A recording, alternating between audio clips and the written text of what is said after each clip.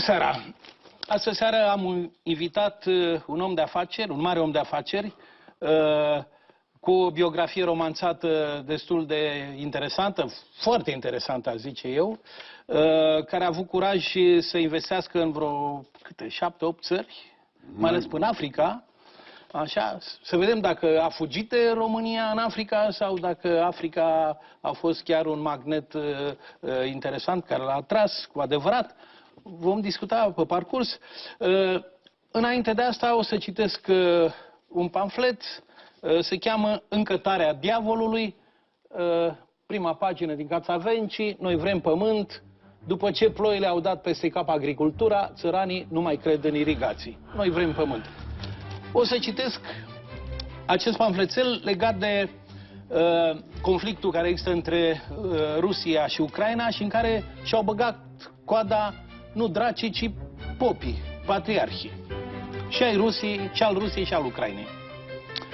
Nu știu dacă Nostradamus a visat orba doi berbeci din răsărit cu coarnele aurite, contrându-se în tinda bisericii, dar flegmele neortodoxe pe care cei doi atleți ai creștinismului, Kiril al Moscovei și Filaret al Chievului, și le-au trimis reciproc peste capetele enoriașilor iluminați de flacăra învierii, vor figura de aici înainte în terfeloagele firmelor care vând tot soiul de arme sofisticate. La unele cotituri ale istoriei, o rafală cu bomboane de colivă, ori jetul bine țintit al tunurilor de apă încărcate cu aghiazmă mare, se dovedesc mai eficiente decât submarinele nucleare, care nu pot pătrunde pe pâriașele de munte și nici în satele pitulate prin văgăuni, unde turla clopotniței poate fi ușor confundată cu o rachetă cu rază medie de acțiune. Să fi bunghit, oare, bursierul seminarului teologic din Tiflis, Iosif Vissarionovici Stalin, când a întrebat la mișto câte divizii are papa, că la urma urmelor incompatibilitatea dintre sutană și Kalashnikov e un moft? Bag seama că modesta haină preoțească de odinioară era de camuflaj, fiindcă văzându-i pe capii bisericii noastre ortodoxe în orbitoarele lor clamide bătute în aur și pietre scumpe, mi-e cât se poate de clar că rostul lor e ca diavolul să ia mai ușor în cătare, să fie văzuți de departe. Când eram copil, domnul Tender, toți preoții din Slobozia, orașul meu de baștină, erau îmbrăcați în negru, în haine foarte modeste, nu săreau în ochi, nici la sărbători, nu erau îmbrăcați în atâtea. Se vede treaba că, odată cu capitalismul, sigur, a pătruns capitalismul și în biserică. Nu intrăm în amănunte, poate facem o temă legată de acest lucru. Până una alta o să dăm, așa obișnuim, portretul dumneavoastră, făcut, nu l-am văzut înainte. Bănuiesc că sunt mulți angajați noastre care vor lăuda foarte tare. Vom vedea. Poate vor fi și unii care vor avea curaj să-și ciupească șeful. Să vedem. Multă lume este curioasă să afle ce fel de om este posesorul unei $1/2 de miliard, motiv pentru care am încercat să aflăm acest lucru. Știe să glumească, știe să facă lumea să se simtă bine și asta e foarte important, atât pentru afacerile care le derulăm, dar și pentru ca noi, oamenii care lucrăm alături de dânsul, să avem clipe de relaxare, de confort. Te face să te simți bine, să nu vezi că au griji, ca orice om obișnuit. Un om modest, aș putea spune, și un om care, după părerea mea, își cântărește fiecare vorbă. Are mulți prieteni, știe să și aleagă, să-i țină lângă el, dar câteodată unii prieteni îl dezamăgesc. De multe ori mi-a spus, uite Ghiță, vezi câți au venit să mă vadă, să ne petrecem împreună, dar nu toți vin cu gânduri bune. Este, din punctul meu de vedere, cel mai bun pasager posibil, fără reclamații, fără cerințe inutile, foarte cu minte în timpul zborului. So the man I see with his family, you know, is pretty much the same guy I see in the office. He wants a lot for his kids. He has hopes for them. He has dreams for his kids. I think he you know, he also wants a lot for his company. He wants a lot for his country. You know, he works his ass off. I get phone calls from him at 6 in the morning and 11 o'clock at night. Iubitul meu tată, îl iubesc foarte mult pentru că mă iubește. E prietenul meu. Și mai arată tot E timpul. prietenul meu cel mai bun. Prietenul meu cel mai bun. Iubitul meu tată, șef de cumpărături. E cel mai bun tată din lume. Da, e cel mai bun tată din lume. Eu i-am spus de foarte multe ori că îl iubesc ca un întreg. Nu știu dacă aș putea să-l iubesc dacă n-ar fi un tată bun, dacă n-ar fi un manager bun, dacă n-ar fi un soț bun, dacă nu ar avea înțelegere vis-a-vis de absolut tot ce se întâmplă, de la un om care efectiv poate dă cu mătura sau conduce mașina. Nu cred că pot să-l percep pe soțul meu altfel decât un întreg. Sunteți iubit în familie, iubit de angajați și de, nu numai de angajați, am văzut-o și pe doamna Cajal acolo, am văzut un cântăreț de muzică populară. Interesant. Aveți simțul relațiilor, faptul că aveți, nu, un director de companie, ce e, neamț? Nu, american. American. Director de companie american. Da. Vorbeam mai devreme despre biografia dumneavoastră romanțată. Ați intrat la Institutul de Mine din Petroșani, putea să fiți un inginer de mine, să veniți cu băieții în ianuarie, februarie 90 să faceți ordine în București, ați ratat această chestie, sau ați ratat și faptul de a fi un inginer amărât șomer, cum sunt probabil mulți foști colegi de noastre de facultate, care au rămas șomeri în România capitalistă, că s-au închis minele atunci și s-a zis că nu mai e rentabil, cum s-a zis că nu mai e rentabilă industria română și s-a ales praful de ea. În schimb, ați avut flair, nu? Înainte de 89 ați fost un mic capitalist. Ați avut clar lipici la bani, pentru că nu era ușor, nu, să lași o facultate, mai ales că în România, pe vremea, dacă nu aveai facultate, boceau părinții, nu știu ce. Și ați ales să fiți șeful unui mic hotel, nu, de provincie, nu, sau nu era mic? A fost un grup de unități de alimentație publică. Alimentație publică, pe vremea comunismului, cine se ocupa de alimentație publică era rege. Împățea mâncarea. Da, mâncarea. Era mai tare ca banul pe vremea aia. Așa. E un citat aici, nu știu de unde. Atunci, ca și astăzi, micul, berea și ciorba de burtă bine servite aduceau fericirea oricărui cârciumar. E din dumneavoastră citat? Nu. Din Marx atunci, da. Nu mai știu Probabil. cine. Mi l-au pus aici, nu contează. Așa. După aia, iarăși, de la serviciile secrete, ați făcut trafic cu valută, că valuta atunci era visul oricărui român, era să meargă să cumpere de la shop, nu, chestii care nu se găseau în magazinele noastre. V-ați descurcat, cu alte cuvinte.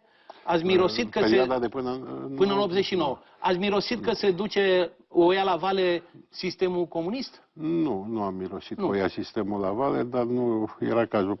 Povestea cu valuta este o invenție? Poveste. Da, pentru că nu avea sens. Dușmanilor? Da, nu avea sens ca și, eu știu, stați puțin, gestionar de unități de alimentație publică. De la început, de acum 200 de ani, nu s-au scris să spună, domnule, știți, nu mă întrebați de primul milion, de următoarele vă pot spune. Nu, oricum e prescrisă, deci nu mi-e teamă ca să recunosc dacă e adevărat, dar nu aveam nevoie, pentru că... Câștigați destul cu alimentația publică. Câștigam 50-60 de mii de lei pe lună, așa că nu era cazul.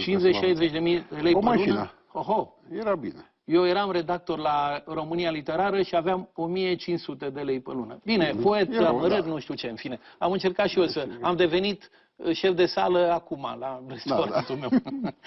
Ăsta e destinul, da. Sunteți în top cu o avere de aproximativ 400 de milioane de euro.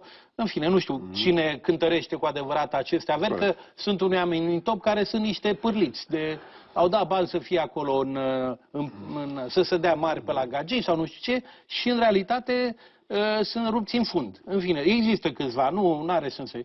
Unii au dat bani să nu fie în top, știți asta? Nu. Că sunt milionari, discreți, nu vor să fie și au zis, băi, te luați așa, lăsați-mă în pace că nu vreau să afle lumea că sunt bogat. Și în general oamenii bogați care nu sunt simpatizați în România, deosebire de, eu știu, în Statele Unite, omul bogat e considerat un om, mă rog, în România, sigur că lumea, trecerea asta bruscă de la comunism la capitalism, care s-a făcut nu, la televizor, întâmplător, așa a fost, să fie, un lucru pe care îl repet de nu știu câte ori, nu l-a prevăzut nici Marx, nu? Că vor face activiștii de partid și securiștii, vor deveni capitaliști în țările în care ei au funcționat bine mersi. Asta s-a întâmplat numai în România. Și în Polonia, și în Rusia, și în Ungaria, și în fine, și în Serbia, unde aveți și dumneavoastră, chiar și în Serbia, afaceri. Deci am rămas foarte mirat văzând că pe lângă Serbia, Maroc, Senegal, Guinea, India, Georgia, Tajikistan. Deci mai există vreun om de afaceri care a îndrăznit să pună ca la o pe culoare, la o masă de joc, atâtea să mizeze pe atâtea țări deodată? Români eu nu cunosc.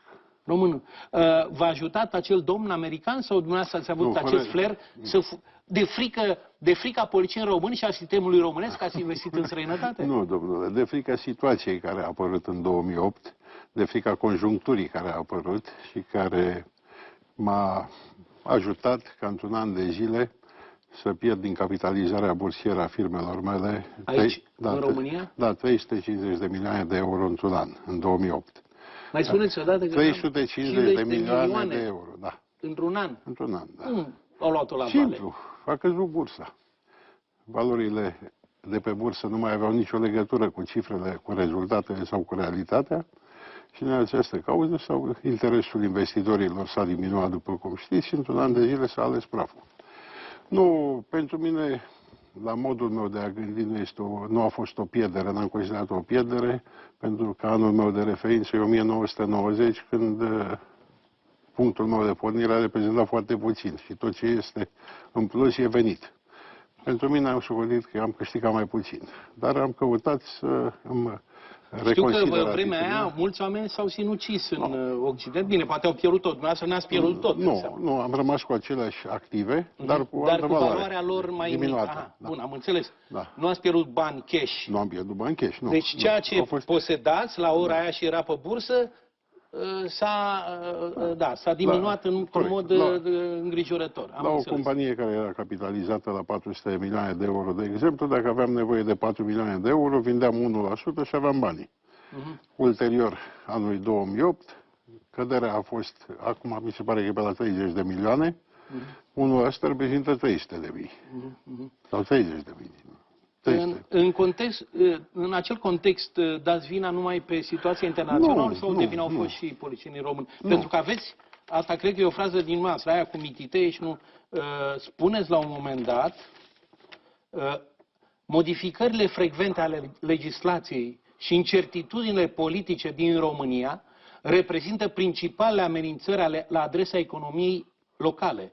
Antreprenorii români acuză birocrația, opacitatea administrației și lipsa de predictibilitate a proiectelor din țara noastră. Probabil că e un rezumat al unui... Da, probabil. Nu situația din România în mod special m-a determinat, și situația din Europa în principal.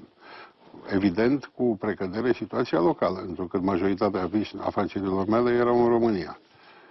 Și în momentul, în 2008, aveam în portofoliu un număr de 70 de companii în România și alte state europene.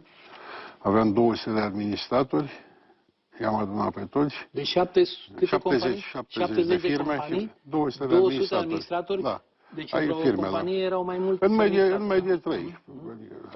Câți străini erau printre ei? La vremea respectivă, în 2008, atunci adusesem președintele de la Societatea de Prospecțiune, americanul de care vorbeam adineauri, vicepreședintele, era o grupare mică de maximum 10 expați, care erau de la începutul anului 2008 veniseră. Am constatat că ceea ce făcusem până atunci, adică creșteam valori de companii și le valorificam ulterior, total sau parțial pe bursă, nu mai funcționează, pentru că bursele au căzut. Și am hotărât să-mi îndrept atenția către un domeniu de activitate pe care am considerat că este actual la vremea respectivă și despre care și astăzi sunt convins că am făcut foarte bine, pentru că este actual și astăzi și va fi în toată perioada care va urma. Mă refer la resursele naturale. Am văzut aici că ați concesionat jumătate din Gambia. Nu este jumătate din Gambia, este mai mult decât atât, dar nu este. Adică astea sunt cifre. Gambia este o țară mică, nu este o mare filozofie. Da, dar totuși e o țară. Da, este o țară. 10.000 de kilometri pătrați în Senegal. Nu, 30.000 de kilometri pătrați în Senegal. Sunt exploatări miniere pentru substanțe minerale solide, am exploatări de aur, de cupru, de metale rare, metale grele și fosfați. Am exploatat tot. Păi și când vă duceți acolo, cum sunteți primiți? Dacă aveți foarte bine, mult mai bune decât în România. De ce mai stați aici? Nu, stau și aici pentru că am copii, am familie, mai am încă 8.000 de angajați în România, așa că... Păi nu s-ai concesionat 3 sferturi într-o țară? Nu este 3 sferturi. Acolo Senegal 15% reprezintă 15% de restul, mă rog, sunt pășiuni nelocuite, am înțeles. Nu, este o țară bogată. Bun. Africa de Sud. Africa de Sud nu. Nu aveți deloc în Africa de Sud? Nu, Africa de Vest, Guinea-Bissau, Gambia. Deci țări mai amărâte, cum ar veni. Nu sunt țări amărâte. Mai amărâte, nu, dar cu putere subterană. Senegalul este una din cele mai dezvoltate țări ale Africii. Este perla Africii de Vest. Da, recunosc că nu sunt la curent cu economiile, că noi privim tot și Africa ce negri pe acolo, nu știu ce amărâți, pe care exploatează tender acum, iată, veni și un român. S-a schimbat viața, nu mai este ceea de ce sunt, știu că s-au schimbat pentru că evident că, bine, coloniile astea au fost guduite după trecerea, au pățit ce am pățit și noi, au fost lăsate de izbeliște, deci după ce au fost francezii în unele, nu, că francezii au avut multe colonii acolo și englezii, în fine. Portughezi. Da, portughezii s-au retras și a început acolo fericirea, au țopăit de fericire și până au murit de foame. Un lucru care s-a întâmplat și în România după Revoluție, pentru că mulți oameni au zis că intrăm, gata, în societate de consum și am intrat într-o societate de abținere unde mulți oameni amărât să uită în vitrine la bunătăți, cum ne uităm noi la broasca cu păr de la Muzeul Antipa. Așa, deci a fost un șoc puternic simțit de populația românească. A fost și un joc de noroc că unii au putut să îmbogățească rapid. Când ați făcut primul 1.000.000? La începutul anilor, cred că până 91-92. Ați avut și bingo? Nu, pe asta a fost. În 3 august 1991 am deschis primul bingo din România, primul salon de bingo din România. Am avut 4 saloane de bingo și 500 de automate de jocuri în prima fază. Sau și București? Nu, numai în Transilvania. În Transilvania. Da, și până în anul 1994, în toamnă, nu s-au plătit taxe și impozite pentru jocurile de noroc. Vă dați seama că a fost un Eldorado pentru organizatorii de jocuri. M-am capitalizat și am venit la București și am început să cumpăr. Pentru că anul 1996 a fost anul de grație. În presă mi-amintesc că s-a scris destul de mult că la un moment dat ați intrat în relații de prietenie cu Măgureanu, care era șeful serviciilor secrete, și că, evident, cu ajutorul Măgureanu ați reușit să penetrați anumite sectoare ale statului, cum a fost și RAF. E adevărat? Sau cum? Presa nu întotdeauna are cele bune informații. Da. Aici chiar nu are niciun fel de informații. Pe domnul profesor Măgureanu am avut onoarea să-l cunosc acum vreo lună de zile. Nu l-am fost în viață decât la televizor. Niciodată? Niciodată. E dramatic pentru cei care au scris atunci, dacă e adevărat. Bine, poate v-ați văzut în subteran și nu vreți să recunoașteți. De ce nu așa vreau? Și asta s-a prescris. Nu, că l-am văzut pe Măgureanu când era șeful serviciilor secrete, la un moment m-a invitat la el, pe mine și pe Andrei Pleșu.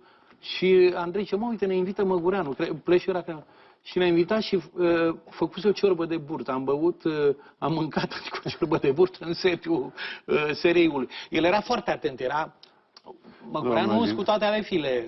Eu nu existam în anii respectivi. În anii respectivi eu nu existam. Dar la RAF cum ați pătruns?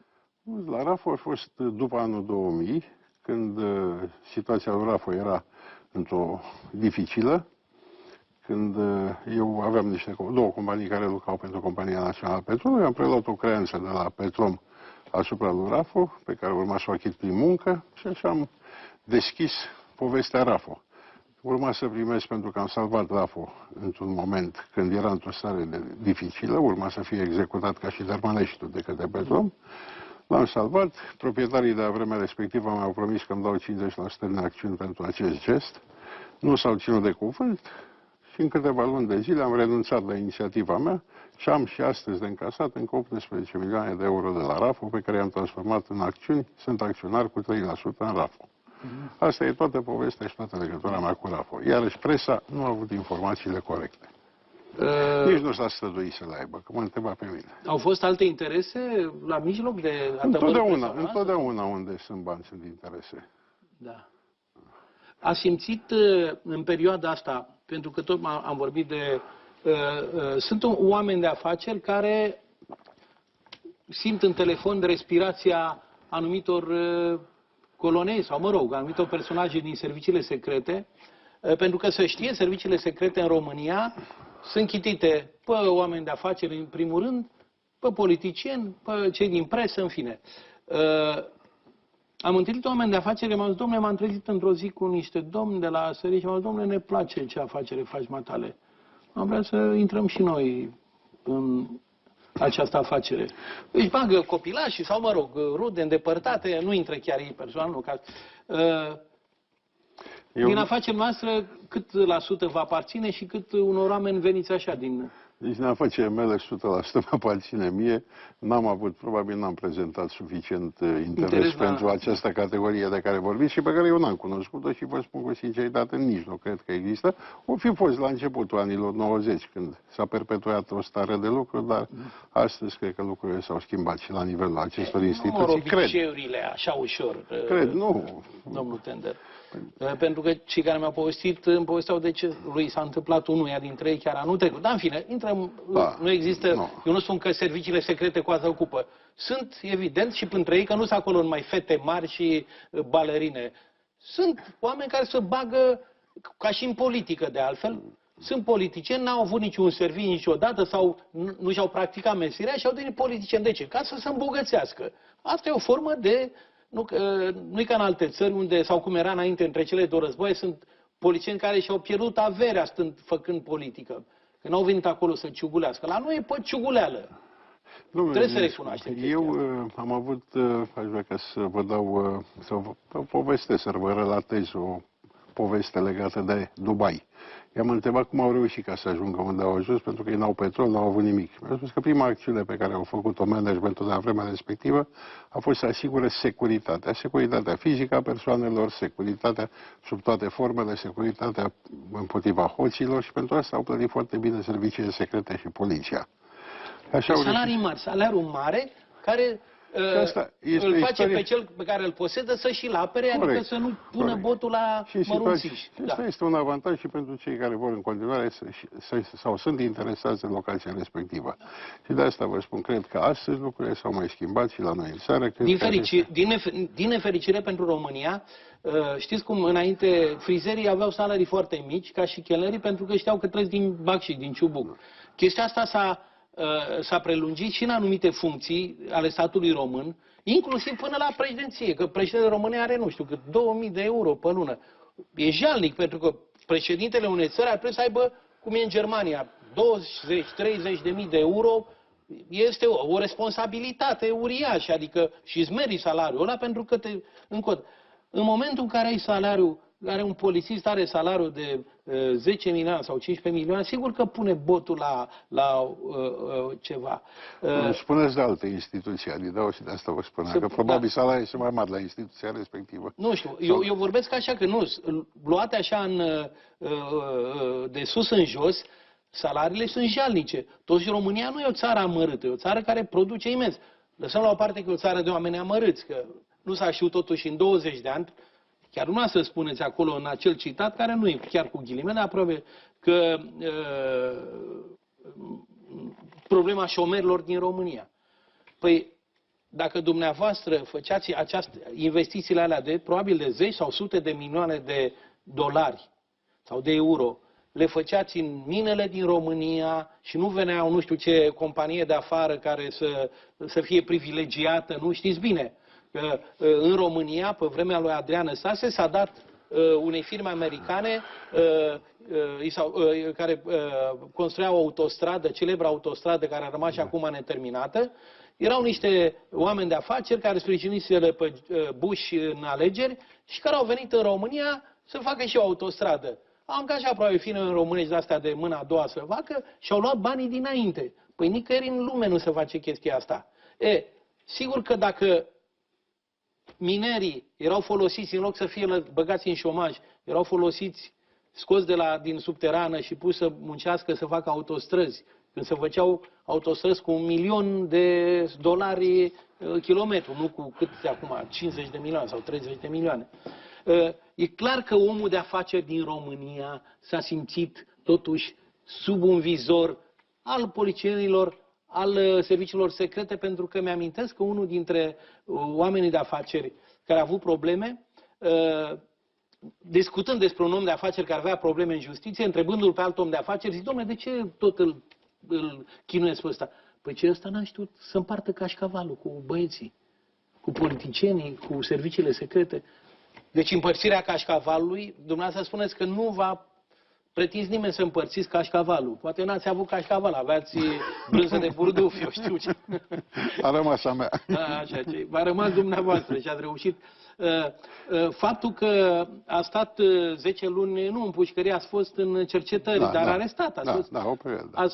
Cătușele alea v-ați zgudit, nu v-au pus. Pe vremea nu se puneau cătuși așa la... Că acum e o modă. Să pui cătușele... Spectacolul e important. Încă nu s-a demonstrat că ești vinovat, pac, cătuși, să vadă lumea, să se bucure. Că e o bucurie când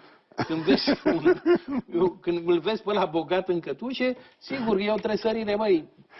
Vedeți, nu cred că ar trebui, judecând la rece, nu cred că ar trebui să fie o bucurie, pentru că la bogat creează locuri de muncă care dau viață populației.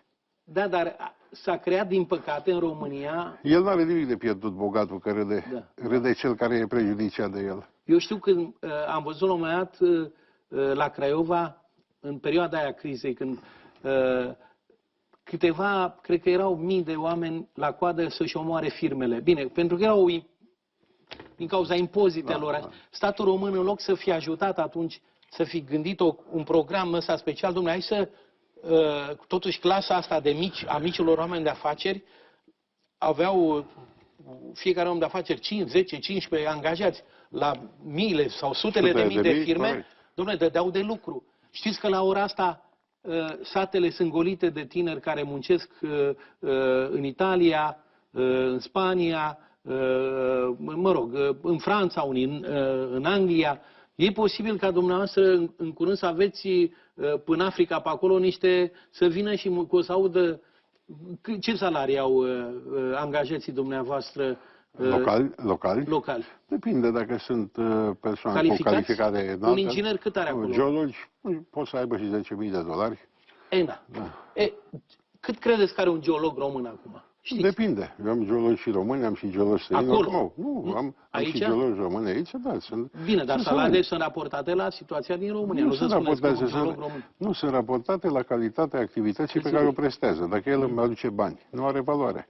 Dacă este ineficient, poate să fie profesor de geologie. Câți angajați aveți în România? În România mai am aproape, în jur de 8.000 de angajați. Am angajați în total pe grupul meu de 44 de naționalități. Am 980 de geologi și geofizicieni din toată lumea. Sunt prezent din Hong Kong până în America de Sud în o mare parte din lume. Noaptea? Da, n-am ce să pierd. Părinții mei n-au avut vreo avere pe care să mi-o lase moștenire, așa că nu risc nimic din ce am avut. Și din această cauză nu sunt... Faptul că v-ați diversificat, că există o teorie că un bătrân evreu mi-a spus odată, fii atent, ce nu-i bine să ții ouăle în același coș, pune-le în mai multe. Da, domnule, și în teoria managementului, adică o regulă de bază este împărțirea riscului, împărțirea geografică, împărțirea pe mai multe zone, pe mai multe activități. Nu, s-a întâmplat, pentru că după anul 1990, când am intrat în viață, nu am căutat să găsesc o soluție care să-mi asigură o existență cât de cât sigură, nu extrem de... Nu v-ați închipuit că veți deveni unul de cei mai bogați oameni din România? Și a fost o conjunctură 96-2000 când statul pe vremea Convenției a vândut fără, adică ceea ce nu interesa pe cei care aveau posibilitatea să își exprime o opinie sau o dorință, se vindea la liber. Și în această cauză, mulți m-au întrebat de ce eu am cumpărat fabrici, uzine, de ce n-am cumpărat hoteluri, și pentru că nu aveam relații, că n-am ajuns la hoteluri și la restaurante și la spații comerciale.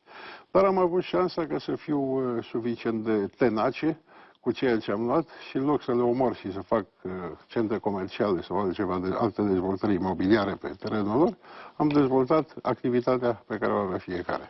Mă anunță domnii că să dă un film despre activitatea dumneavoastră. Să vedem?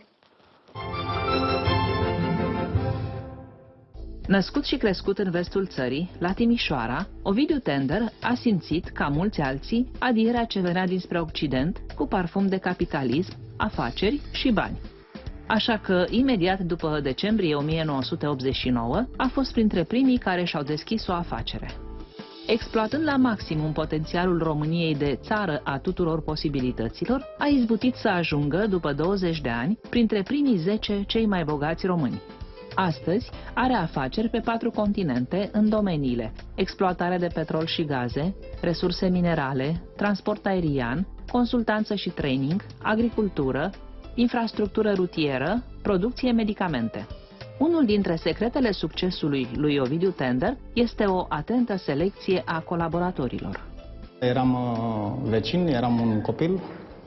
În 96 mi-a propus să vin să lucrez cu dânsul. Bineînțeles, această propunere m-a onorat și am dat curs solicitării. Din acel moment, pot să zic, domnul Tender mi-a devenit al doilea tată. L-am întrebat de ce, mai Ovidiu, de ce ai hotărât să lucrezi cu mine? Am hotărât să lucrez cu tine pentru că reușisem să te cunosc foarte bine și aveam nevoie de un om la care să stau cu spatele. Aveam nevoie de un om la care, dacă stă cu spatele, să nu aibă teama că nu îi sunt apărate interesele. L-am perceput mai întâi ca prieten și coleg de serviciu și, evident, că în același timp și șef, dar în primul rând ca și partener de afaceri. De asemenea, deciziile radicale au fost o componentă importantă a succesului său. În urmă cu 5 ani de zile conduceam una dintre principalele întreprinderi din grup și am adus profit doar 3 milioane de euro în anul respectiv, 3 milioane și vreo 20.000 de euro și mi-a spus că mă va schimba pentru că vrea un nou trend, o nouă minte și a adus un manager american care, într-adevăr, i-a adus 7 milioane de euro. Dar care sunt aturile pe care le are omul de afaceri Ovidiu Tender? Ovidiu Tender is an international businessman. Orients himself towards opportunities worldwide. For him, as a private person or as a company, he will see, is it advantageous to invest in Holland or in Romania or in the United States or in Africa? Se poate spune despre domnul Tender că are o cultură tehnică deosebită.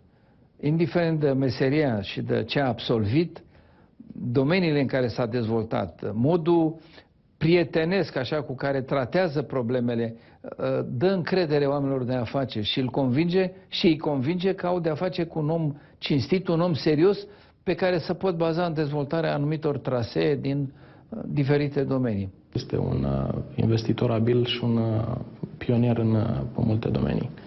Aviația pe piața română are nevoie de un om de calibru dânsului pentru a o duce acolo unde trebuie. Este un om echilibrat, un om care știe ce vrea, chiar dacă și-a propus ceva, chiar dacă durează 2 ani, 3 ani, n-are importanță, la final știu sigur că își va atinge scopul propus. He has vision. He has an incredible ability to see opportunities. You know, if you look back 2008, 2009, very, very difficult time, and he's seeing opportunities for growth, expansion into Africa, and the resource world. You know, and everybody else in the market, both Eastern Europe, Western New York City, we're crying that it's nearly the end of the world. It's the second Great Depression. And here we are off making big investments. am văzut fotografia pe coperțile unor reviste în care există topurile celor mai bogați oameni din România și din lume. Îți aduce banul cu adevărat fericirea? Vă simțiți mai frumos și mai deștept de când sunteți milionar? Sau aveați mai mult succes când erați mai sărăcuți, așa, înainte de 89? Domnule Dinescu, eu nu iubesc banul.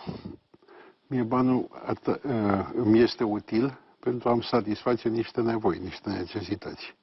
Banul ca atare nu m-a subjugat și nu sunt dependent. Nu mai sunteți în perioada necesităților, că nu aveți problema cumpărării salamului de Sibiu și a pâinii. Ceea ce fac astăzi și dezvoltările pe care le am în vedere sunt un exercițiu pe care, un mod de viață, un mod de a trăi, a venit la un moment dat un prieten de-al meu din Spania, un om foarte bogat, care a hotărât să lase pe fiul lui la conducerea holdingului și a venit să-mi propună să luăm viața de la zero, fără niciun ban, să vedem dacă am învățat ceva în viață. Bineînțeles, e un alt zero, că și el venise cu avionul lui la mine, adică e alt zero.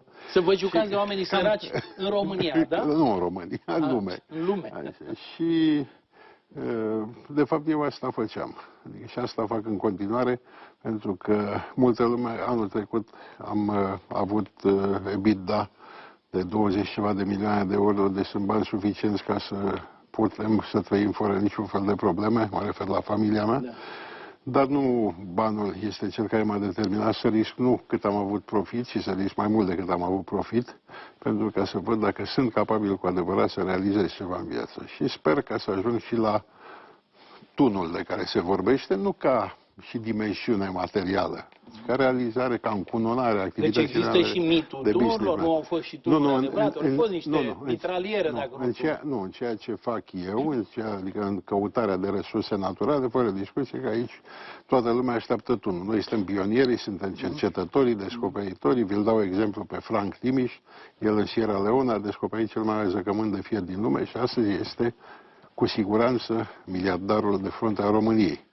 Nu este... Da, știu, dar care nu trăiește în România, e cel cu roșia montană, da, nu? El nu mai are nicio treabă. Inventatorul roșiei montane este. Știu, nu, dar el a inițiat, se pare, după aia a vândut și a luat banii și gata. A lăsat, ne-a lăsat nouă cocoașa și a fugit el cu restul. Bine, a fost probabil un om inteligent și un jucător. Că asta înțeleg.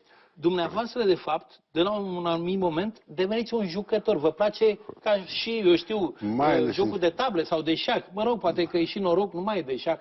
E puțin șac și mult zar, nu? Norocos. Bine, aici cât de cât poți ca să influențezi succesul sau poți ca să ai șansa de a întrezări succesul. Nu depinde numai de noroc. Dar simțiți că puterea banului vă dă, cum să spun, un statut pe care nu oricine îl are. Că despre mine, eu am cunoscut pe ambasadorul Olandei pe vremea comunismului și el a vorbit frumos despre mine. Dar sunt convins că actualul ambasador al Olandei care va lăuda pe noastră, habar n-are cine sunt eu, deși mă dau și eu figură, că România, poet, celebru, bucătar, nu mai vorbesc, în fine.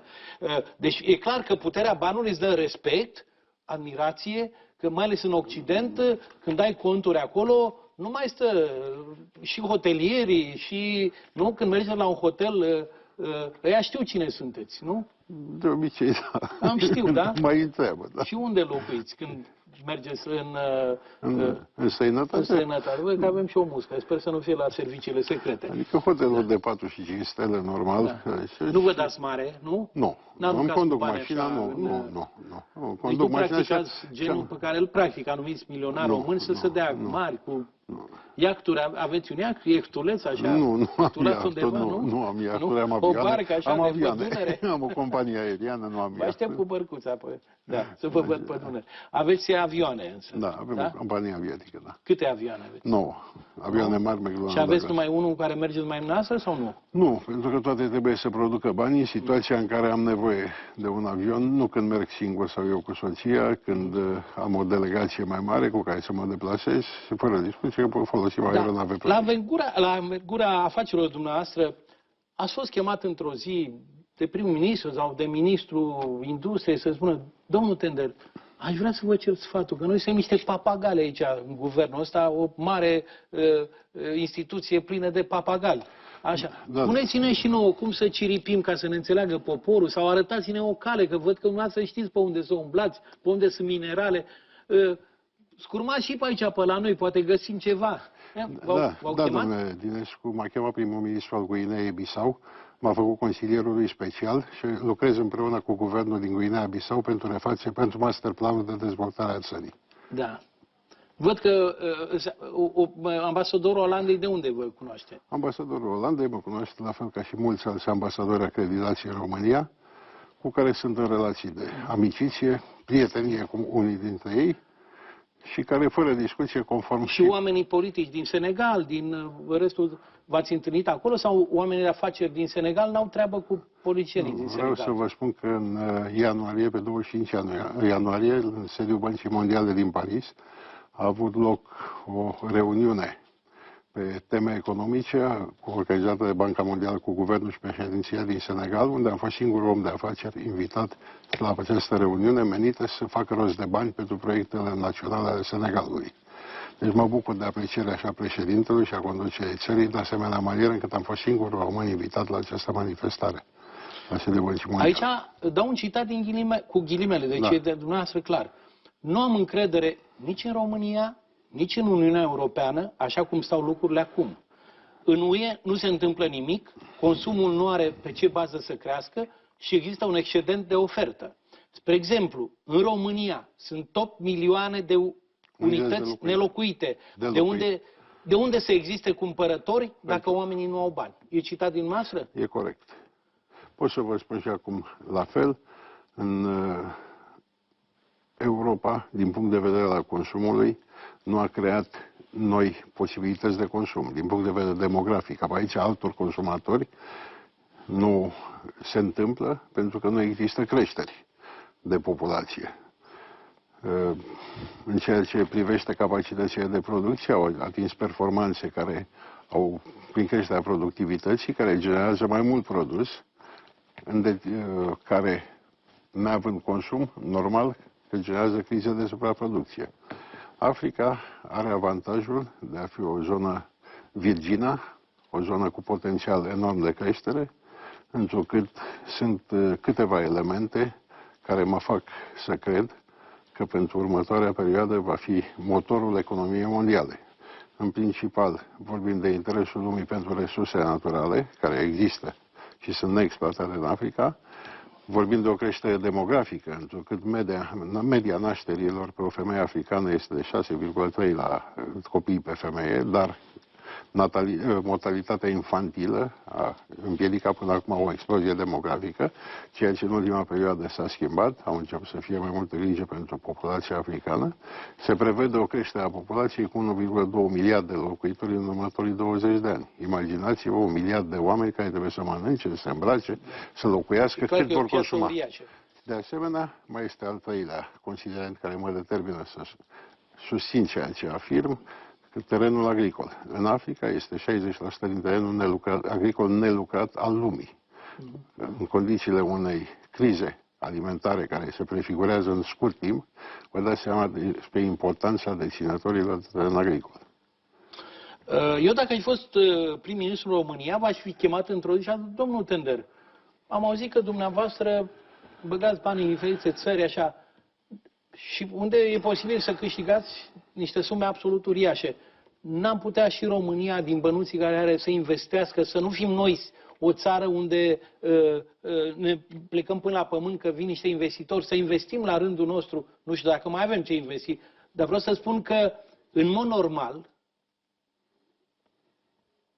guvernanții noștri ar trebui să-și aplece urechea sau să vadă că, domnule, sunt câțiva oameni în România, indiferent de că biografiile lor sunt romanțate sau mai complicate, dar care izbândesc, adică iată reușesc să aibă succes și în țări unde noi nu ne așteptam, da? Ori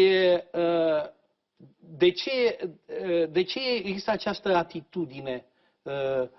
Există un soi de invidie sau...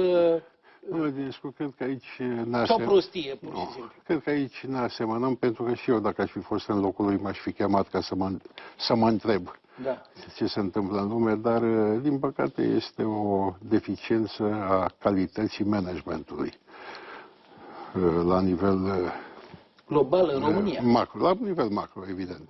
Pentru că guvernul din Macedonia, primul ministru care a fost în toamnă invitat de domnul prim-ministru Ponta la întâlnirea cu primul ministru chinez în România, atunci când a fost aici, împreună cu ministrul externe și cu ministrul transporturilor, m-au invitat la o întâlnire și la o masă cu ei și m-au rugat să le facilitez contacte în Africa. Cine v-a invitat? Macedonia. Macedonia? Da, da. Acum a fost ministrul de externe al Senegalului invitat de domnul ministru Codlățeanu aici. În seara în care a ajuns, în seara în care a sosit, nu era un program. Mi-am permis ca să iau legătura cu dumneavoastră, pentru că îl cunosc și să-l invit la o cină privată. Șeful protocolului de la Ministerul de Externe, când a aflat, a dat peste cap tot programul, l-a luat cu forță. Să nu cumva să se întâlnească cu dumneavoastră. Adică, vedea, e o operație, pentru că eu sunt în relații foarte bune cu el și cu președinte, că mă întâlnesc aici sau acolo, adică a fost un gest care voia să-l fac ca român, nici de cum. Că voia să vă omoare capra și să moară capra ăluia. În loc să fie încântați. Da, incredibil. Dar e zvon sau se pare că domnul Ponta a fost avocat la un moment dat? Da, domnul Ponta a fost... Și a pierdut procesul sau nu? Nu. E mai bun avocat decât prim-ministru. A fost implicat în viața politică, a renunțat la avocat. Și n-ați rămas totuși amici sau nu? Nu, niciodată nu am fost în relații proaste, întotdeauna am fost în relații foarte bune. Nu, da, ne cunoaștem de mulți ani. Nu caut să influențez decizia politică, pentru că dumnealui este un politic. Păi nu, dar măcar să-i dați un sfat, să-i spuneți, măi, nu pot să-l dau dacă nu mi-l cere. Păi, dar n-ați văzut, el acum a mers cu bărcuța aia pe apa de 30 de centimetri, eu l-aș invita să vină cu cărucior, să-l bage într-un cărucior de butelie, să fie plimbat prin piețele din orașe de provincie, apropo de consum, să vadă cum într-o piață, la Calafat, de exemplu, sunt 80 de femei mai în vârstă sau mai tinere care vând morcov, castraveți, portocale și sunt 3 cumpărători. Adică este o criză evidentă, că aici se vede că e criză. Pe mine nu mă interesează că el îmi spune, a crescut PIB-ul, România este pe val. Care val? Pe valul ăla din Alexandria, de 30 de centimetri e România. Pentru că atâta vreme că nu există cumpărători și cât copiii din Calafat nu cumpără portocalele alea, grămada de portocale din piață, e clar că este o criză. Puterea de cumpărare a omului a scăzut îngrozitor în România. Oamenii trăiesc mai prost ca acum câțiva ani. Este o realitate. Este o realitate, evident. În 2008 a fost o schimbare, adică începutul unei schimbări mari. Eu nu-i spun un an de criză economică, a fost începutul unei schimbări, a unui mod de a funcționa societatea omenească. Nu știu cum va fi, dar va fi altfel, cu siguranță.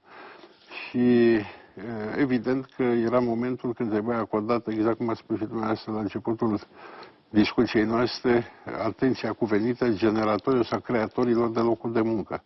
Acești 100.000 de mici patroni, 200.000, 500.000. Dumneavoastră vorbiți că există un potențial în Africa. Păi România nu există potențial în Africa. România are un potențial uriaș, după părerea mea, agricol. Și nu neapărat de grâu, de legume, vorbeați de are un potențial enorm în resurse naturale. Din Macedonia. Păi știți că în supermarketurile din România sunt aduse legume din Macedonia? E posibil? E posibil. E posibil, da. Deci aici mi se pare că tema emisiunii mele a fost asta. Așa am pornit. Dom'le, să invit oameni din top 300, oameni de afaceri, indiferent de unde provin, cum să vorbim, dom'le, ce relație există între omul de afaceri și politica românesc? Că în orice țară normală din Europa să ține cont de ce gândesc oameni de afaceri, intră într-o armonie nu subterană, cum se intră în România, în care unuia îi se acordă pe sub masă fel de avantaje, ci pur și simplu e vorba de drumul pe care apucă o țară. Nu poți să nu ții cont de chestia asta. Ori e incredibil ce povestiți, nu? Că dumneavoastră ca om de afaceri aveți relații în acele țări care ar putea la rândul ăsta pe afaceri cu România și ei în loc să se bucure, au vrut să vă și unteze o țără, să nu vă întâlniți cu personajul respectiv. Acum 4-5 ani a venit ministrul de externe din Gambia, în România, la mine și a venit cu propunerea către Ministerul de Externe de a încheia un acord de protecție a investițiilor reciproce. Nu am auzit vreun cetățean din Gambia să vină să facă investiții în România. Practic, au vrut să ne favorizeze pe noi, să ne asigure o protecție să la intrăm nivel în de Gambia stat. și să investească În Gambia și să beneficiem de garanția statului pentru investițiile făcute acolo statului lor. Evident că n-a avut cu cine să discute la Ministerul de Externe. Da, bine, asta e o problemă. Eu m-am gândit destul de mult că în România, între cele două război, am avut niște externe care erau extraordinare, erau mari persoane. Nu vorbesc mai de Titulescu. Toți care mergeau la Paris erau în relații cu politicienii din Franța, dar și cu oameni de afaceri francezi.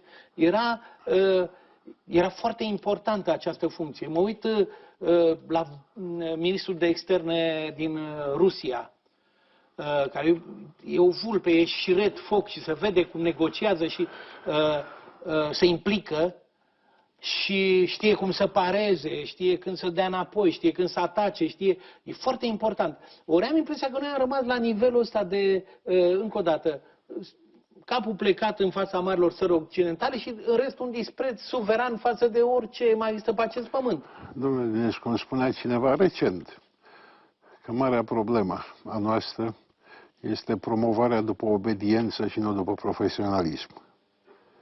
Și asta trage după sine, evident, o categorie de conducători care, nu că nu vor, nu știu. Sunt oameni de care depinde viața tuturor și viața oamenilor care muncesc și viața oamenilor care generează locul de muncă. Pentru că noi alegem climatul cel mai favorabil. Am întrebat multă lume. Bun, vrem investitori străini, ce le oferim? De ce să vină în România? Spune de ce. Are cumva energie mai ieftină, are resurse mai ieftine, are o forță de muncă calificată mai ieftină. Vă dați seama dacă am ajuns să am angajat de 44 de naționalități, nu pentru că îmi convine să plătesc mai mult la străini, pentru că n-am găsit. Pentru că dacă aș fi găsit forță de muncă capabilă să-mi producă bani, și asta mă interesează de la forța de muncă, să știe să-mi producă bani. I-aș fi luat. Am aflat că aveți un proiect cu energia verde, cu o plantă, nu știu cum se numește. Jatrofa. Cum? Jatrofa. Jatrofa. În România am un prieten care a vrut să introducă, nu știu dacă acel lucru, se cheamă salcie japoneză. Nu e altceva. E altceva pentru că e asta este un soi de plantă pe care crește rapid. O plantezi, face 3 metri și se secere ca grâu și aia poate folosi combustibil, în fine, termocentrale, nu știu ce. La un moment dat am vorbit cu nu știu ce, acum câțiva ani, el de vreo 7-8 ani voia să facă, să implementeze în România cu Ministerul Agriculturii, n-a găsit înțelegere, bineînțeles. El a început să-și cultive așa, nu știu ce, dacă izbândește până la urmă sau nu, dar România avea teren pentru chestia asta, ar fi venit și alți investitori în România, a rămas în coadă de pește toată. Deci cum e cu planta asta pe care vezi mai? Nu, este un arbust care are crește rapid? Peren. Nu din potrivă, dar are o viață de 50-60 de ani. Intră în producție după 7 ani, produce niște semințe care prin presare la rece dau un ulei și acest ulei poate fi rafinat pentru obținerea carburanților. Nu este o filozofie, este foarte cunoscută, însă în țările cu climă tropicală. Pentru că temperatura medie anuală... Nu, că această plantă e bună în România, această trestie, se folosește numai tulpină. Deci e altceva. Da. Dacă v-aș întreba, credeți în Dumnezeu, răspunsul afirmativ e clar, că și necredincios îmi spune, n-are curaj să spune că credeți în Dumnezeu. Așa. Acum 25 de ani era invers. De câte ori, da. Da, deși taică-mă, săracul când a intrat în partid, s-a dus la icoană și a mulțumit bunului. Dar nu l-a văzut nimeni. Dacă există Dumnezeu, există și dracu, că nu există unul fără celălalt, asta este. Așa e forța binelui și forța răului, da? De câte ori a simțit că și-a băgat dracu coada în afaceri noastre? Sau a simțit oare cumva că și o boare așa în afaceri care venea de la Duhul Sfânt? Da, vedeți, eu am o filozofie puțin diferită de majoritatea oamenilor referitor la întâmplările negative din viața mea. Întotdeauna caut să văd cu ce am greșit eu. Și dacă un partener de afaceri mă înșală, îmi trage o țeapă în limbaj popular, nu el de vină. Eu sunt de vină că n-am fost atent. Deci, la fel și aici. Deci nu caut vinovați în afară de mine. Caut să văd unde am greșit și cu ce am greșit. Dacă am ajuns ca să fiu victima unei întâmplări. Da, tragi învățăminte, deci nu n-ați suferit mult că ați pierdut. De asemenea, mai am o altă filozofie care mă călăuzește în viață, pe care încerc să le inoculez și băieților mei, să se compare cu ei înșiși. Niciodată să nu încerce să se compare cu altcineva. Pentru că la începutul anilor 90, mi-au aminte, eram pe autostradă în Germania, când un amic de-al meu care locuia acolo îmi spunea, oricât de repede merge pe autostradă, întotdeauna se găsește cel puțin unul care să te depășească. La fel e și în viață. Și dacă stau să mă compar cu Paticiu, cu Copos, cu Țiriac sau cu alții, întotdeauna se găsește altul care să vină din spate să mă depășească și atunci mor nefericit.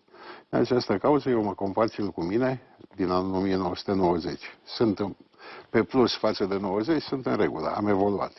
Evident, în fiecare an cauți să le raportezi și la anul care a trecut. Dacă ai creștere, înseamnă că ai avut succes și înseamnă că ai realizat ceva în viață. Pentru copiii mei, viața va fi mai dificilă decât a fost pentru mine. Pentru mine a fost ușor, pentru că părinții mei, ca și părinții noastre, n-au avut de unde să aibă nimic. Și din cauza asta, pentru mine a fost ușor să evoluez. Pentru ei va fi puțin mai dificil, dar sper să reușească. Am văzut că aveți copii luminoși, așa, și fericiți, că de obicei copiii oamenilor de afaceri, bine, încă sunt prea mici, sunt repede stricați de bogăție, nu? Știți bine că până la 15-16 ani, sau mă rog, 16 ani, cred că au voie să-și ia mașinile de-astea foarte scumpe, drame, chestii. Sunt exemple nu numai în România, și în țările occidentale, oameni distruși de... Există un personaj, unul era patron la Cocoșatul, la Mititei. Îi mergeau afacerile foarte bine, nu știu ce.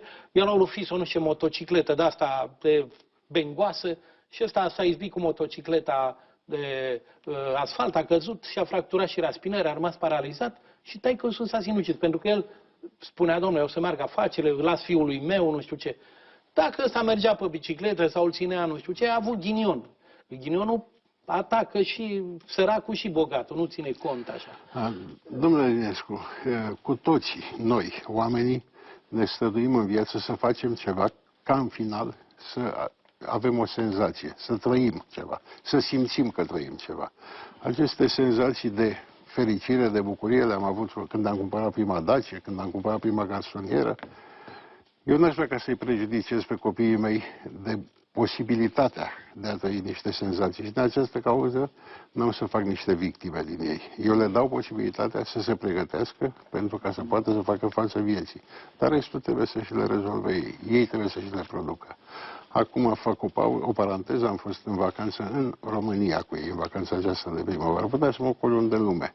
Am făcut și turul României să-și vadă țara, să-și cunoască țara. La Timișoara, punctul final al circuitului nostru, i-am trimis altăieri la București cu trenul. Să vadă și ei cum e cu trenul. Da. A stat 8 ore în tren, cum a fost perfect. Da. Urmează un film despre implicarea socială, să vedem. Extinderea activităților sale pe continentul african l-au făcut să cunoască mai bine nevoile celor ce trăiesc acolo, motiv pentru care a donat cantități importante de hrană și medicamente. Direct sau prin fundația sa, Ovidiu Tender a fost și este alături de cei care au nevoie de sprijin. Familia Tender este una din familiile pe care le poți baza.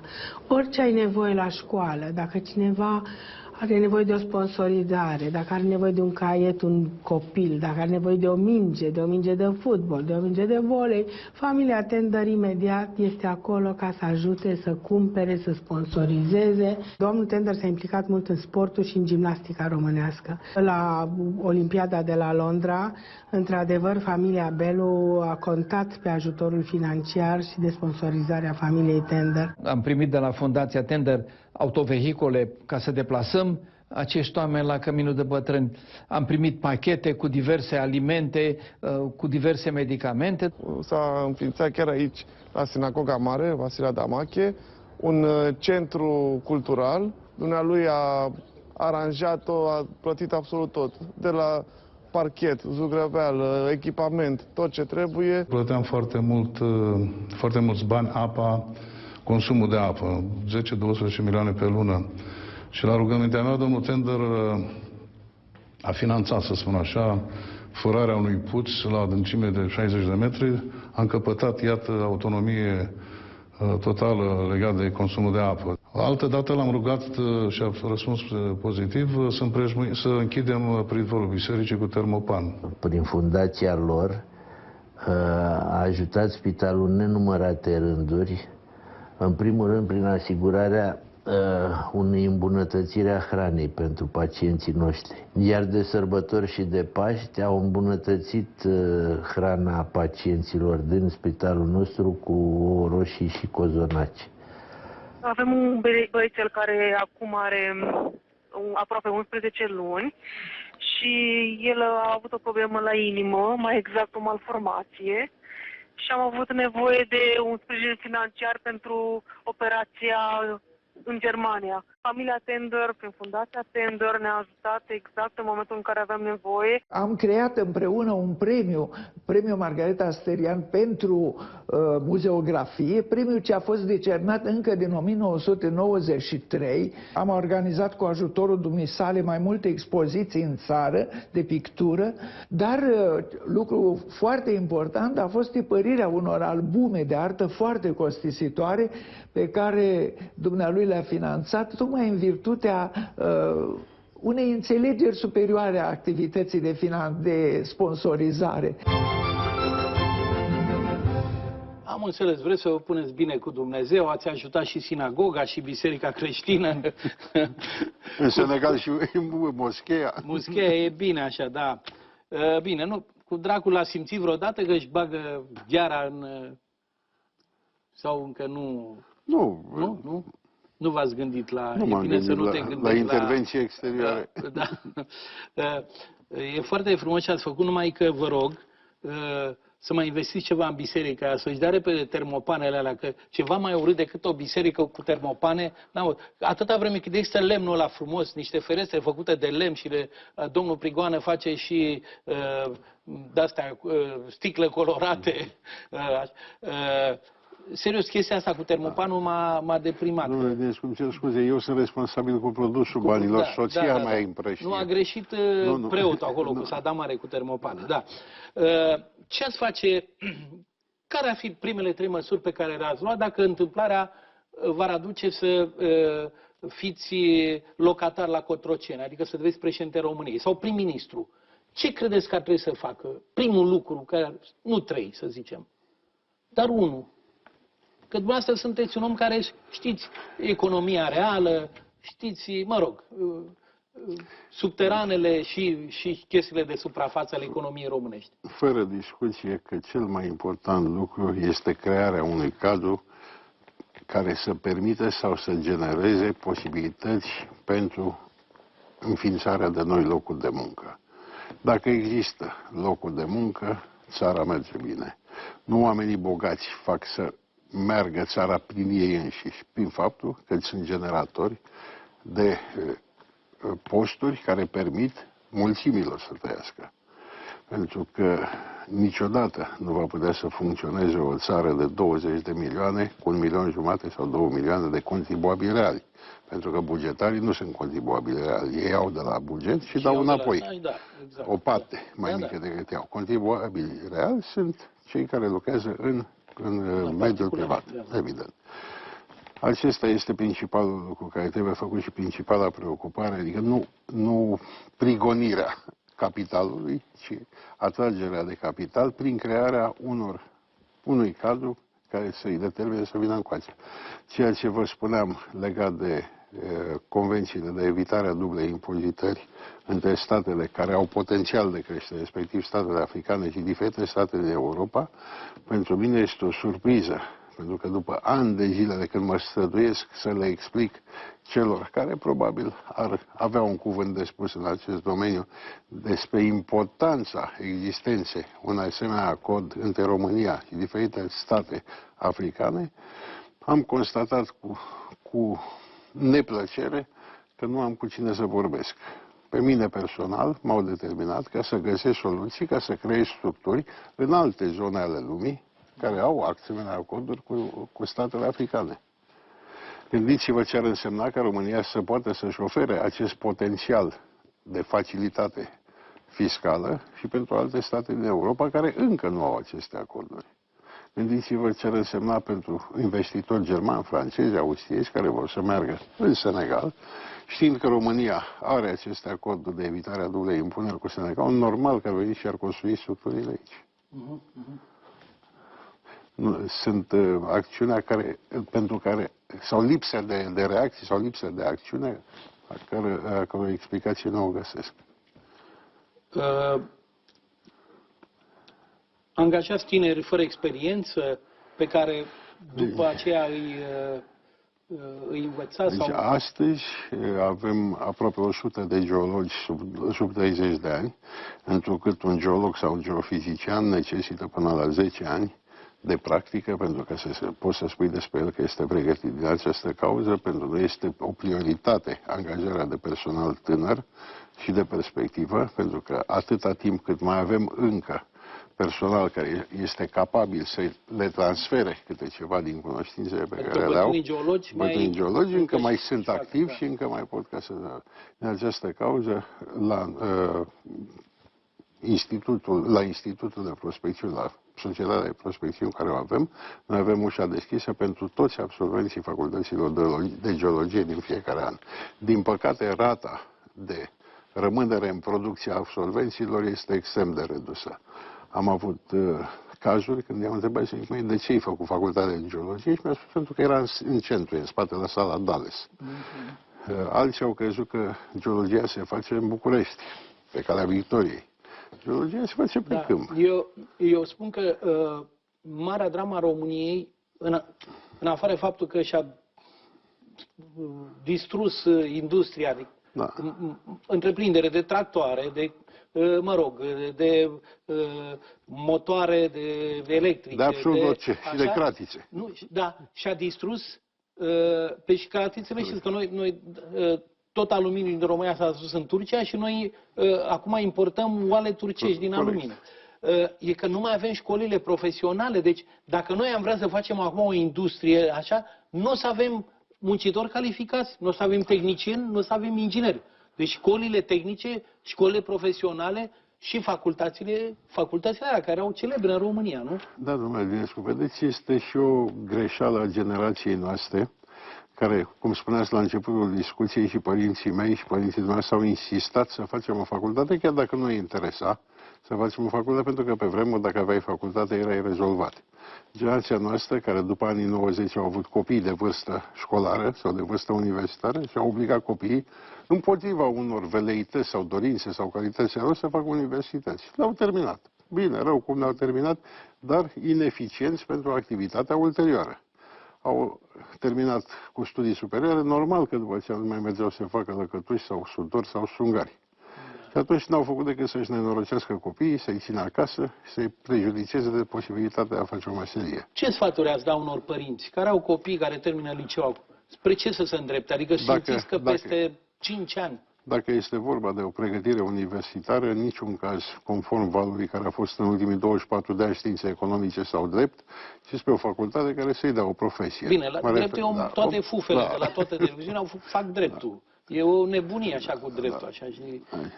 Nu, către o facultate tehnică care să le dea o profesie și care să le permită să emită pretenții de muncă oriunde în lume.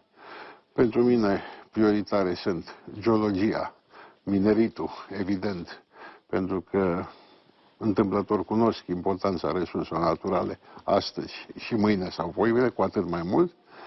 Este important, de asemenea, activitatea de construcții niciodată nu se va termina, întotdeauna se va construi mai mult sau mai puțin. Deci, iarăși, sunt facultăți foarte bune care au aplicații în domeniul construcțiilor, arhitectură, facultăți de construcții. Eu caut, de exemplu, acum un tehnician pentru vie. Îmi trebuie un om care să răspunde niște oameni, să știe cum să taie via, să... N-am găsit. Din Moldova. Caut un om care, tehnician piscicol. Am un lac și vreau să mă apuc. Nu găsesc. Adică e o mare problemă. Bine, o bună parte din ei au fugit. 3 milioane de oameni sunt plecați, peste 3 milioane în străinătate.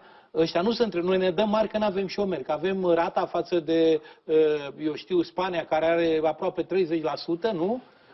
Șomaj, noi avem 8, nu știu cât la sută. Păi da, ăia 3 milioane, de fapt, erau niște șomeri în România, care au fugit până în străinătate, muncesc în patru lave pe acolo, până în Spania, la Căpșoz, sau până în Italia, până dosul caselor, pe acolo, pe unde muncesc ei, mai mult sau mai puțin la negru, dar de fapt ăia sunt 3 milioane de oameni care... Sunt șomerii României. Sunt șomerii României, de fapt. Și am fi avut o forță de muncă aici formidabilă, dacă ar fi duduit economia românească, care... Nu avem ce să oferim. Ce să oferim investitorului? Resursele naturale, să știți că ar fi o soluție pentru România. Pentru că avem o țară, cred că cea mai bogată țară în resurse naturale din partea asta de Europa. În hidrocarburi, cu siguranță, suntem cei mai bogați din Europa. Nu înțeleg de ce s-au redus motoarele în cercetarea geologică, pentru că din anul 2002, 2003, 2004 statul nu a mai băgat niciun ban în investigarea geologică. În ceea ce privește potențialul de hidrocarburi, țara este investigată până la 2500-3000 de metri. Mai jos n-a mers nimeni. Normal, statul ar fi trebuit ca să facă investigațiile preliminare ca să știe ce are de vânzare și după aceea să le concesioneze. Păi nu vezi că vin din alte țări, vin americanii să ne cerceteze pământul. România nu e capabilă să afle ce pui de gaze are de desubt? Și după aia să le vândă. Exact, adică să-i dea cu preț, adică iarăși suntem ca o țară de lumea a patra, deși suntem în Europa. Deci, s-au făcut, acum am văzut hărțile de risc. De risc pentru inundații, hărțile pentru diferite categorii de riscuri. În anul 2002 am făcut un proiect pilot, fiind compania cea mai profesionalizată în domeniul din România. Mi se pare că județul Prahova. Și l-am făcut cadou județului Prahova. Când au venit banii, s-au făcut un proiect? Un proiect, adică o hartă de risc pentru cele 7-12 riscuri posibile care există. Adică să știe unde se dezvolte, în ce parte să ia orașul cu dezvoltarea, unde nu sunt riscuri de inundații, de cutremure. Noi am făcut un proiect pilot pentru ca să intrăm pe o piață. Când au venit banii și s-au cheltuit cele 47 sau 50 sau nu știu cât de milioane de euro, nimeni nu ne-a informat nici măcar că se organizează licitații, că acum stau și plâng că au făcut o muncă proastă care nu este eficientă. Probabil dacă lucrările s-au dat către firme care... Exact, către papagali. Păi sunt firme care apar peste noapte și câștigă licitații. E la modă în România și atunci când vin inundațiile, se întreabă de ce am construit casele într-o zonă inundabilă, că noi am avut asta. Și bine că existau oameni, că aici e o lege în România, că dacă ești polițian nu trebuie să ai afaceri. Și atunci tipii și-au pus firmele pe numele soacrelor. Era soacra uneia care era la Ministerul Transportului, aia asfalta în dragi până străzi județene pe acolo și era milionară. Soacra lui avea 80 de ani. El spunea, domnule, n-am afaceri, soacra mea are afaceri. În fine, asta e o boală românească, de fapt. Șmecherie de a ne fura singur căciula, de fapt. Credeți că totuși e nevoie de un cutremur politic în România ca să schimbe ceva, sau un cutremur social, pentru că negria din Africa de Sud s-au răsculat, au murit unii dintre ei, au stat în închisori zeci de ani, așa, și până la urmă și-au căpătat drepturile. Am impresia că românii sunt învățați și sub comunism, au stat cu spinarea îndoită și sub capitalism. Nu reacționează, sunt obișnuiți cu trăitul de azi pe mâine și n-au... Nu știu, sunt lipsiți de reacție totuși. Când credeți că vine ziua aia? Aveți nu cred că puțin optimist vis-a-vis de România? Nu cred că va exista o altă schimbare generată de mișcări sociale. Este însă foarte posibil să apară o nouă clasă politică. Non-providențial sau o clasă? O nouă clasă politică. Și oamenii s-au schimbat, vedeți, și generațiile încep să se schimbe, oameni educați în alte sisteme, oameni educați în alte locuri din lume, oameni veniți cu alte experiențe. Și cu siguranță și România va avea șansa ei de a crește și de a-și rezolva problema. Da. Poate copiii dumneavoastră să uită la televizor acum sau... Cred că da, așa mi-au promis. Să sperăm că o să țină cont de părerile dumneavoastră și o să-și ia generația... Bine, îi invit pe ei la televizor dacă cu siguranță vor veni. Văd că au energie în ei. Bine, să ne mai vedem. Să vedem ce facem. Vă mulțumesc. Numai bine. Salut!